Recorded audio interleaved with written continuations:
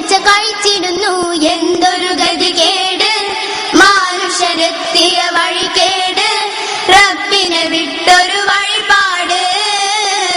ആഹദായോന്റെ അമറുകൾ വളച്ചൊടിച്ചേ, അനാചാരം പലതരം പാടുത്തുയർത്തേ. അതിനാലെ ജനം ശിർക്കില്ലാതെ പതിച്ചേ, അതിഘോര നരകം മറന്നു കളിച്ചേ. പ്രാർത്ഥന പടപ്പുകളോടകാമെന്നോതുന്നു, പൂജക്കായി ഖബറിടം പടു